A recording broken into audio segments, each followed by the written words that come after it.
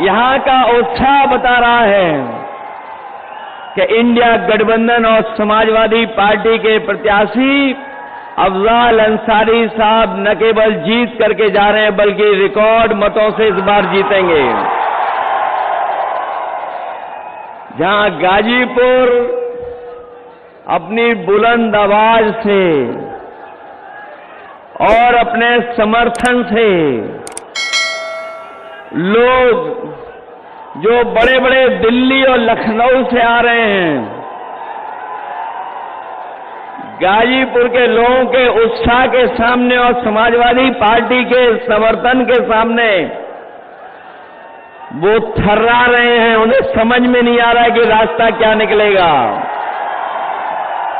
और मैंने तो कल भी बलिया में और सलीमपुर में समर्थन देखा है। इस बार तो जहां पूर्वांचल की हवा, पूर्वांचल की जो हवा इस बार है पश्चिम से भी ज्यादा रफ्तार से बह रही है। जो शुरुआत पश्चिम से हुई थी वो आते आते यहां पर बलिया, गाजीपुर में किस ऊंचाई तक पहुंचेगी। और मैं ये कह सकता हूं कि जो जनता का गुस्सा बढ़ता चला जा रहा है, पहले चरण में जो गुस्सा दिखाई दिया था सरकार के खिलाफ, आज गाजीपुर में आकर के वो सातवें आसमान पे दिखाई दे रहा है। ये जो 400 पार वाली बात कह रहे थे, 400 पार, वो अब 400 हारने जा रहे हैं। ये 400 पार नहीं हो रहा इनसे। ये इनका सब हिसाब किताब डगमगा गया है। और अभी आपने देखा होगा कि जो बहुत बड़ी बड़ी बात कहते थे, इधर उनका आत्मविश्वास जो लड़खड़ाया है, उनका आत्मविश्वास जो लड़खड़ाया, उससे उनकी जवान भी लड़खड़ा गई है। अब कोई उनकी पुरानी कहानी सुनना नहीं चाहता है। पुरानी कहानी, पुराने डायलॉग जो घिसे पिटे हैं, कोई सुनना नहीं चाहता है। इसलिए मैं सबसे पहले जो मंच पर उपस्थित हैं, जहां मैं दोनों अपने पार्टी के प्रत्याशी और इंडिया गठबंधन के सहयोग से चुनाव लड़ रहे अफजाल अंसारी जी साहब, सनातन पांडे जी, मंच पर उपस्थित पार्टी के वरिष्ठ नेता ओम प्रकाश सिंह जी, राम मशल राजभर जी, विधायक वीरेंद्र यादव जी, लाल बिहारी यादव जी, अंकित भारती जी, शोएब अंसारी जी, काशीनाथ यादव जी, अरविंद सिंह जी, विजय यादव जी, राजेंद्र यादव जी, त्रिवेदी राम जी, खुर्शीद अहमद साहब, अनिल अमिताभ दुबे जी, जय किशन साहू जी, राजेश कुशवाहा जी, सुनील राम जी, ईश्वर प्रसाद कुशवाहा जी, विजय बहादुर सिंह जी, रामाश्रय विश्वकर्मा जी, सुरेंद्र सिंह जी और बहुत बड़ी संख्या में न केवल समाजवादी पार्टी के संगठन के लोग बल्कि कांग्रेस, इंडिया गठबंधन के सभी सहयोगी दल, उन सबके साथ साथ मैं आप सबसे भी अपील करने आया हूं और मैं आप सबसे निवेदन करने भी आया हूं कि जो लोग सत्ता में रहे हैं 10 साल से, इन सबने मिलकर के हर बात इनकी झूठी निकली और इनके हर वादे झूठे निकले हैं। जब 10 साल पीछे मुड़ करके देखते हैं, जबकि गाजीपुर और आसपास का इलाका वो इलाका है जो देश के प्रथम सांसद हैं, जो बनारस से चुन करके जाते हैं, उनके क्षेत्र के आसपास के ये इलाके हैं। जो विकास, जो खुशहाली, जो तरक्की होनी चाहिए थी, वो आज हम तरक्की और खुशहाली नहीं देख रहे हैं। जहां तरक्की और खुशहाली के लिए कोई रास्ता नहीं बनाया, वहीं पिछले 10 साल में हमारा किसान दुखी हो गया, संकट में चला गया। और यहां के किसानों ने वो समय भी देखा जिस समय ये सरकार काले कानून ला करके हमारे किसानों की पैदावार के साथ साथ जमीन को भी हड़पना चाहती थी। लेकिन हमारा किसान न केवल पूर्वांचल का किसान बल्कि देश का किसान जागरूक था। उसने सरकार के खिलाफ लड़ाई लड़ने का काम किया, धरने पे बैठ गया दिल्ली जाकर के, और वो तब तक नहीं हटा था जब तक सरकार ने काले कानून वापस नहीं ले लिए। और मैं आपको कहना चाहता हूं, मैं आगे गाजीपुर के अपने तमाम समाजवादी साथियों का मैं धन्यवाद और आभार इसलिए भी प्रकट करना चाहता हूं कि जिस समय 2022 के चुनाव से पहले मैंने यहीं से रथ यात्रा शुरू की थी, आपके जिले से, जहां पर वो समाजवादी सरकार का बना हुआ पूर्वांचल एक्सप्रेस वे जुड़ता है, उस गांव पखनपुरा से हमने शुरू किया था। और जो सहयोग समर्थन आपसे मिला था, मुझे नहीं पता था कि मुझे रात में भी चलना पड़ेगा। मैंने सुबह सुबह रथ यात्रा शुरू की थी, पूरा दिन पूरी रात चल करके जब मैं लखनऊ पहुंचा था, मुझे याद है सबसे पहले वही खबर मिली थी कि जहां किसान के आंदोलन की वजह से और उत्तर प्रदेश के चुनाव की वजह से भारतीय जनता पार्टी ने वो काले कानून वापस ले लिए थे। उसके लिए हमारे गाजीपुर के किसान और नौजवानों को भी बधाई देता हूं, जिन्होंने सड़क पर आकर के उस सरकार के खिलाफ खड़े होकर के आंदोलन को आगे बढ़ाने का काम किया था।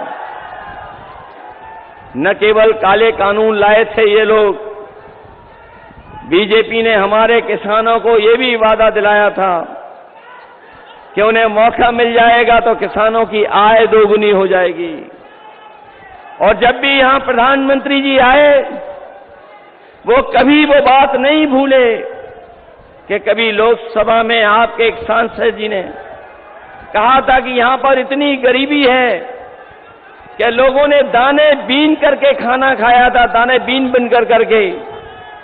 उस समय भुखमरी में गरीब दाना बीन करके खाना खाता था। लेकिन सोचिए 10 साल बाद जिन्होंने कहा था कि किसानों की आय दोगुनी हो जाएगी, हमारा किसान वैसा ही का वैसा, लेकिन उसकी आय दोगुनी नहीं हुई। न केवल आय दोगुनी का वादा किया, वहीं ये भी कहा था कि किसान को लाभकारी मूल्य देंगे। हम अपने किसान भाइयों को कह के जा रहे हैं, ये 7वें चरण का आखिरी समय का चुनाव है। इंडिया गठबंधन और समाजवादी पार्टी ने तय किया है कि आने वाले समय में जब 4 जून को सरकार बनेगी तो अपने किसानों का न केवल कर्जा माफ होगा, बल्कि साथ ही साथ अपने किसान और गरीबों को कानूनी अधिकार दिला करके उनकी फसल की कीमत को भी दिलाने का काम करेंगे और एमएसपी के लिए कानूनी अधिकार दिलाने का काम करेंगे। जहां किसान और गरीब पूरी ईमानदारी के साथ उनके खिलाफ खड़ा है, वहीं ये नौजवानों ने भी मन बना रखा है इस बार कि जिन्होंने उनके जीवन का सबसे ज्यादा समय बर्बाद किया है, जिन्होंने नौकरी नहीं दी, रोजगार नहीं दिया, उन लोगों को भी सबक सिखाने का काम नौजवान करेगा। और यहां पर जो नौजवान मौजूद हैं और जो लोग दूर से भी सुन रहे होंगे, देख रहे होंगे, वो जानते होंगे इस सरकार में जितनी भी परीक्षाएं हुई, उन परीक्षाओं के सबके पेपर लीक हो गए। और ये जो पढ़ा लिखा नौजवान है, जो कोचिंग करता है, वो जानता होगा कि एक परीक्षा नहीं, बल्कि इस सरकार में जितनी परीक्षाएं हुई हैं उन सभी परीक्षाओं के पेपर लीक हो गए। ये नौजवानों की नौकरी तो छीनी है, लेकिन नौजवानों का 1/3 जीवन इन्होंने बर्बाद कर दिया है। मैं अपने नौजवानों से कह के जा रहा हूं, और खासकर यहां के नौजवान का मैंने समय समय पर देखा है और कई मौकों पर कि यहां का नौजवान मेहनत करता है, तैयारी करता है, न केवल नौकरी के लिए तैयारी करता है, बल्कि यहां का नौजवान ऐसा है जो देश की सीमा के रक्षा के लिए पक्की वर्दी पहन करके वहां की सेवा करना चाहता है। लेकिन जहां इन्होंने पेपर लीक करके नौकरी छीनी, वहीं हमारा नौजवान जानता होगा कि अग्निवीर व्यवस्था लागू कर करके इन्होंने जो आधी अधूरी नौकरी देने का वादा किया है, इस तरह की नौकरी को हम लोग कभी स्वीकार नहीं कर सकते हैं, कभी स्वीकार नहीं कर सकते हैं। और ये धरती तो वो है जिसने वीरों को जन्म दिया है। ये धरती वो है जिसने समय समय पर देश की रक्षा के लिए अपनी जान की परवाह नहीं की। यहां पर तमाम वो गांव हैं जिनका एक गांव से एक एक नौजवान देश की रक्षा के लिए, सीमा पे जाने के लिए, वर्दी पहनने के लिए हमेशा तैयार रहता है। यहां पर वो गांव भी है जो न केवल हम, पूरा देश और हमारे फौज के लोग भी जानते हैं कि घेमर जैसा गांव पूरे देश में नहीं होगा जहां पर इतनी बड़ी संख्या में नौजवान न केवल फौज में जवान बन करके जाते हैं, बल्कि अधिकारी की ऊंचाइयों तक पहुंच करके देश की सेवा करते हैं। मैं अपने गाजीपुर के नौजवानों को कह के जा रहा हूं, ये जो अग्निवीर व्यवस्था है, ये ऐसी व्यवस्था है जिसमें न केवल शहीद का दर्जा भी नहीं मिलेगा आपको, न शहीद का दर्जा है, न आपको तमाम सुविधाएं मिलेंगी। ये सब केवल अपने स्वार्थ के लिए ये व्यवस्था बनाई है। इसलिए अपने नौजवानों से कह के जा रहा हूं कि 4 जून के बाद जब दिल्ली में सरकार बनेगी तो अग्निवीर जैसी नौकरी हमेशा हमेशा के लिए खत्म हो जाएगी। न केवल अग्नि व्यवस्था खत्म हो की जाएगी, बल्कि फौज की नौकरियों की संख्या बढ़ाने का काम, अभी जो होती थी भर्ती, उससे ज्यादा भर्ती करने का काम, और पहले जैसी जहां पक्की वर्दी पहनने को नौजवान को मिलती थी, वैसी पक्की नौकरी और पक्की वर्दी पहनने का मौका मिलेगा। हमारे किसान भाई भी होंगे, जहां किसान नौजवान इनसे दुखी है, वहीं आपने महंगाई भी देखी होगी, कहां पहुंच गई है महंगाई। आज हर जरूरत का सामान महंगा हो गया, जो भी चीज हम खरीदने जा रहे हैं सब महंगी हो गई। न केवल हमारी पढ़ाई महंगी हुई है, किताबें महंगी हुई हैं, दवाई महंगी हुई है। हमारे नौजवान भी जानते होंगे, जब पहले मोटरसाइकिल खरीदते थे तो कितने रुपए की आती थी, 50,000 रुपए में आती थी, और आज जब बाजार से खरीदना पड़ता होगा तो बताओ कितने रुपए की आ रही है, 1 लाख से ऊपर कर दी है। जहां हर जरूरत का सामान महंगा किया है, आपके डीजल पेट्रोल के साथ साथ कीटनाशक दवाइयां, और हमारा किसान ये भी जानता होगा कि जब वो डीएपी लेने गया तो सरकार ने मजबूर किया कि जब तक नैनो यूरिया नहीं खरीदोगे आपको डीएपी नहीं मिलेगी। लेकिन नैनो यूरिया से कोई न पैदावार बढ़ी, न फसल को लाभ पहुंचा, और जिस तरीके से उद्योगपति भारत छोड़ करके चले गए थे, उसी तरीके से नैनो यूरिया वाले भी भारत छोड़ करके चले गए। और जहां बोरी की चोरी हुई है, पहले 5 किलो की हुई, फिर 5 किलो की हो गई, 10 साल में इन्होंने बोरी की चोरी में 10 किलो खाद कम कर दी। कभी कभी मैं सोचता हूं कि ये बोरी की चोरी कहां से सीख करके आए हैं। तब मुझे याद आता है कि बाजार में हमारे लोगों ने देखा होगा पार्ले जी का बिस्किट। पहले जो पार्ले जी का बिस्किट पैकेट आता था, पुराने लोग जानते होंगे कितना बड़ा आता था, और जैसे जैसे महंगाई बढ़ी और उन्होंने मुनाफा कम नहीं किया तो अब पैकेट कितना छोटा हो गया। आज 5 बिस्किट का पैकेट आ रहा है। याद रखना, ये बीजेपी वाले सरकार में आ गए तो हो सकता है आपका बिस्किट का पैकेट 1 बिस्किट वाला मिल जाए।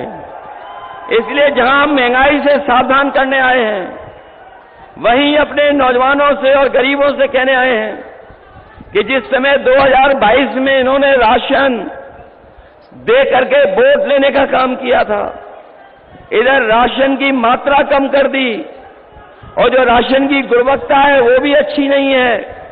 इसलिए अपने गरीबों को कह के जा रहे हैं गाजीपुर के कि समाजवादी पार्टी और इंडिया गठबंधन ने तय किया है कि राशन की गुणवत्ता बढ़ाएंगे, साथ ही साथ मात्रा को भी अच्छा करेंगे। और मात्रा और गुणवत्ता बढ़ा करके जिस तरीके से संपन्न लोग बाजार का आटा खरीद करके खा रहे हैं, पैकेट का आटा जो न केवल गुणवत्ता में अच्छा है, पौष्टिक भी है, तो हम अपने गरीबों को कह के जा रहे हैं राशन की मात्रा बढ़ाएंगे, गुणवत्ता बढ़ाएंगे और पैकेट के आटा के साथ साथ डाटा भी फ्री दिलाने का काम करेंगे। जहां पौष्टिक आटा गरीबों का स्वास्थ्य बेहतर रखेगा, वहीं डाटा हमें आगे बढ़ने के लिए, हमें बहुत सी जानकारी हासिल करने के लिए डाटा भी हमारी मदद करने का काम करेगा। जो योजनाएं समाजवादियों ने बनाई थी, उन सब योजनाओं को धीरे धीरे करके ये खत्म कर रहे हैं। हमारी समाजवादी सरकार में याद होगा आपको, एम्बुलेंस की सर्विस दी गई थी कि अगर गांव में गरीब है और इसको इलाज के लिए अस्पताल जाना है तो वो फोन मिलाता था, एम्बुलेंस आकर के उसकी मदद कर करके अस्पताल ले जाती थी। लेकिन आज अस्पताल में न इलाज है, न दवाई है, और जो व्यवस्था एम्बुलेंस की थी वो भी बर्बाद कर दी है। न केवल एम्बुलेंस बर्बाद की, वहीं आपने देखा होगा पुलिस को लेकर के भी हम लोगों ने व्यवस्था बनाई थी। जहां 100 नंबर वाली व्यवस्था थी, जो 100 नंबर व्यवस्था दी थी, इस सरकार ने 112 कर दी। और 112 कर करके व्यवस्था तो खराब की है, लेकिन हमारे पुलिस के भाइयों को लगा कि जब सरकार ने 100 से 112 कर दिया है तो हमें भी अपना रेट बढ़ा लेना चाहिए। और इसका परिणाम ये हुआ है कि आज हमारी 100 नंबर 112 करने के बाद ही बर्बाद हो गई है। न केवल इन्होंने व्यवस्थाएं बर्बाद की हैं, बल्कि आगे बढ़ने के भी रास्ते बंद कर दिए हैं। इसलिए हम आप सबसे अपील करने आए हैं कि समाजवादियों ने न केवल उत्तर प्रदेश के विकास के लिए काम किया, बल्कि हमारे पूर्वांचल का जो इलाका जो थोड़ा पिछड़ा रह जाता है, उसको भी बराबर पे लाने के लिए हम लोगों ने विकास की योजनाएं पूर्वांचल तक पहुंचाई हैं। इसलिए हम आपसे विशेष अपील करने आए हैं कि जहां विकास में आपको जोड़ेंगे, वहीं आने वाले समय में जो सरकार बनने जा रही है, अगर समाजवादियों को विशेष विकास के लिए योजनाएं चलानी पड़ी तो पूर्वांचल के इलाकों के लिए अपने किसान और नौजवानों के भविष्य को बेहतर करने के लिए विशेष योजनाएं चला करके इनके जीवन को बदलने का काम करेंगे। इसलिए मदद करिए, सहयोग करिए।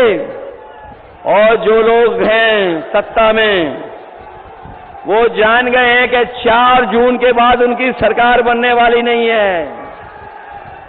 वो ये स्वीकार कर चुके हैं कि 4 जून के बाद उनकी सरकार नहीं बनने जा रही है।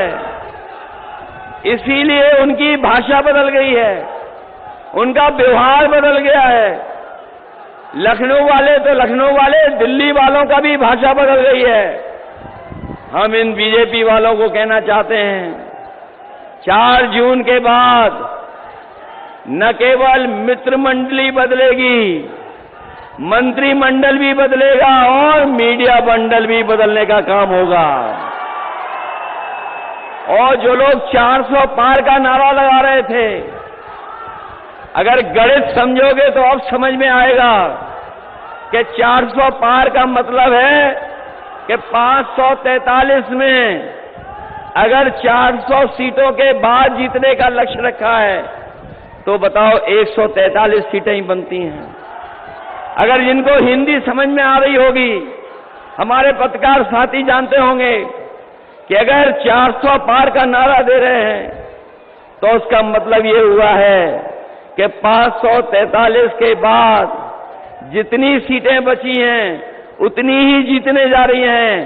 तो 400 के बाद वाली सीटें केवल 143 हैं, लेकिन जिस तरह का गुस्सा जनता में है, 140 करोड़ की जनता इनको 140 सीटों के लिए तरसा देगी। कहीं सरकार नहीं बनने जा रही है। और जब से चुनाव उत्तर प्रदेश का बदला है, जब से उत्तर प्रदेश में गठबंधन ने बढ़त पाई है, ये हमारे पार्टी से और कांग्रेस पार्टी से घबरा गए हैं और साथ ही साथ सहयोगी दलों से भी घबरा गए हैं। तो क्या कहते हैं कि 2 शहजादे वोट मांगने निकले हैं। हम उनको कहना चाहते हैं जो हम लोगों को 2 शहजादे बोल रहे हैं, इस बार दोनों शहजादे मिलकर के शह तो दे ही रहे हैं आपको, लेकिन जब वोट पड़ेगा और परिणाम आएगा तो आप भी मात इन्हीं लोगों से खाओगे। शह तो दे ही नहीं, मात भी खाने जा रहे हो। इसलिए इस चुनाव में, जहां ये चुनाव जनता ने अपने हाथ में ले लिया है, ये पहला चुनाव देखने को मिल रहा है जहां चुनाव जनता ने अपने आप हाथ में ले लिया है। और जैसे चुनाव आगे बढ़ता चला जा रहा है, जनता हमारी लीडर के साथ साथ आगे बढ़ती चली जा रही है। इसलिए आप सबसे हम गाजीपुर के लोगों से विशेष निवेदन अपील करने आए हैं कि आप लोग मदद करना, आप लोग सहयोग करना। और इधर देखने को मिल रहा है कि ये लोग हमारे वोट को रोकना चाहते हैं। कई जगह सुनने में आ रहा है कि जहां समाजवादियों का ठोस वोट है उसको रोक करके ये जीतना चाहते हैं। लेकिन मैं ये जानता हूं ये गाजीपुर के लोग हैं, ये डरने वाले नहीं हैं। इसलिए आपसे हम निवेदन करना चाहते हैं कि अगर कहीं बीजेपी वाले रोकें तो कहीं आप रुक तो नहीं जाओगे। अगर आपको बूथ पे जाने से रोकें तो पीछे तो नहीं रह जाओगे। मैं जानता हूं यहां के लोग रास्ता निकाल लेते हैं कि बूथ पे कैसे पहुंचना है, इसलिए बूथ पर मदद करोगे आप लोग मिलकर के। ये चुनाव जहां हमारे आपके भविष्य का है, वहीं चुनाव संविधान बचाने का भी है।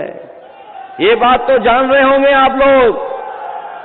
ये संविधान बचाने का भी चुनाव है और ये संविधान है जो हमें सम्मान दिलाता है। यही संविधान है जो हमारे हक अधिकार की रक्षा करता है। यही संविधान है जो हमारी संजीवनी है। और ये भी आप लोग जान गए होंगे कि इधर जो देखने को मिल रहा है कि बीजेपी और बीएसपी ने अंदर ही अंदर हाथ मिला रखे हैं।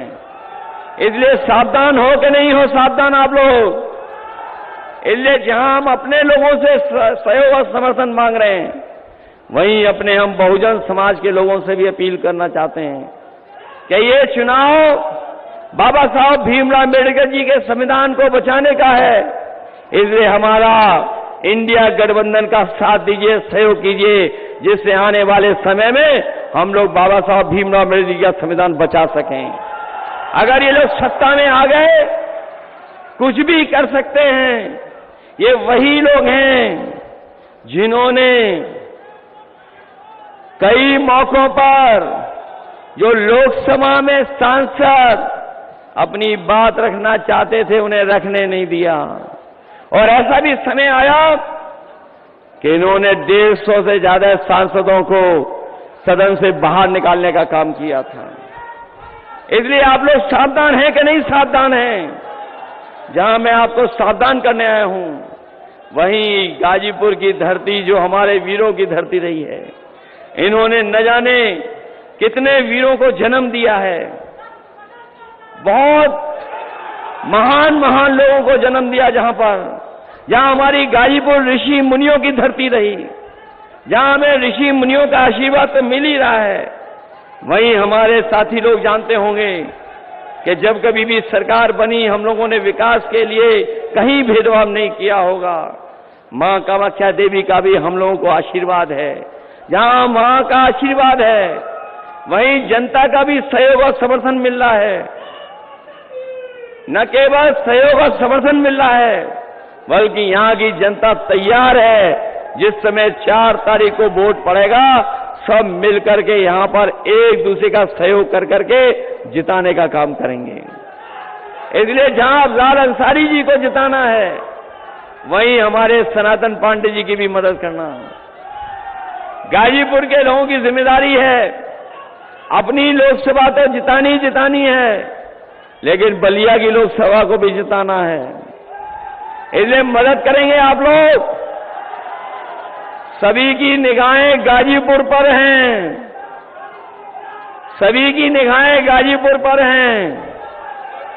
गाजीपुर के लोग कमजोरी तो नहीं दिखाओगे आप लोग। आपको पता होना चाहिए लड़ाई बड़ी है, लड़ाई आर पार की भी है, और लड़ाई ऐसी है कि उत्तर प्रदेश ही देश को बचा सकता है। इसलिए 80 हराओ और भाजपा को भगाओ। जब भाजपा हटेगी तभी हमारा संविधान बचेगा, और भाजपा हटेगी तो अभी हमारे नौजवानों को पक्की नौकरी और पक्की रोजगार मिलेगा, उससे पहले मिलना नहीं। इसीलिए इन्हीं शब्दों के साथ जहां हम किसानों का कर्ज माफ कर रहे हैं, 30 लाख नौकरियां निकाल करके दे रहे हैं, वहीं अपनी माताओं बहनों को भरोसा दिला के जा रहे हैं। कभी नेताजी ने, समाजवादियों ने समाजवादी पेंशन के साथ साथ विद्याधन देकर के बेटियों को बढ़ने का मौका दिया था।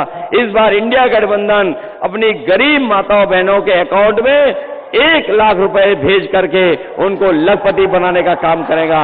इसलिए सहयोग करो, मदद करो, और चुनाव चिन्ह साइकिल मत भूलना। यही निवेदन, यही अपील मैं आप सबसे करने आया हूं। जहां आपने इस कार्यक्रम को सफल बनाया उसके लिए मैं बहुत बहुत धन्यवाद देता हूं। ये बड़ी संख्या में जो नौजवान साथी और हमारे किसान भाई आए हैं, मैं इन सबसे इस उम्मीद और भरोसे के साथ कि जब परिणाम आएगा तो गाजीपुर तो जीतेगा ही जीतेगा, हमारा बलिया भी जीत करके रिकॉर्ड बनाने का काम करेगा।